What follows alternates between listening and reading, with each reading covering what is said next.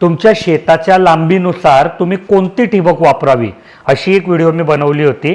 त्याच व्हिडिओच्या कमेंटमध्ये हा एक प्रश्न शेतकरी दादाने विचारला आहे की ठिबक जीवामृतमुळे भरपूर चोकअप झालेला आहे, सल्फ्युरिक ॲसिड आणि फॉस्फरिक ॲसिड सोडल्यानंतरही फरक पडत नाहीये, तर काय करावं, कृपया उपाय सांगा।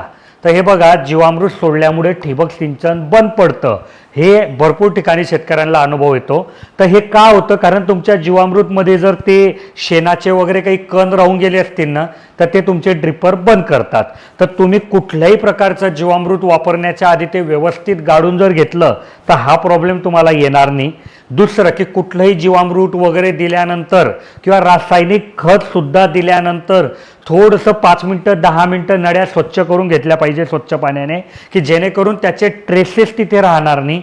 तर तो एक विषय झाला। पण आता तुमची ठिबक चोकअप झाली आहे, सल्फ्युरिक ॲसिड फॉस्फरस ॲसिड नाही, काहीच फरक पडत नाही आहे, तर अशा वेळेस तुम्ही हायड्रोक्लोरिक ॲसिडचा उपयोग करा।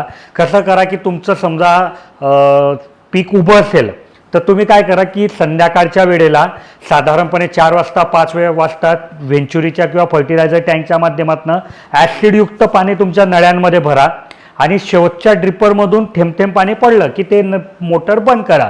म्हणजे काय होईल की ते ॲसिडयुक्त पाणी तुमच्या ठिबकच्या नळ्यांमध्ये राहील, त्याला रात्रभर तिथे राहू द्या, म्हणजे ते जिथे जे काही अटकलंय ते डिझॉल्व करेल।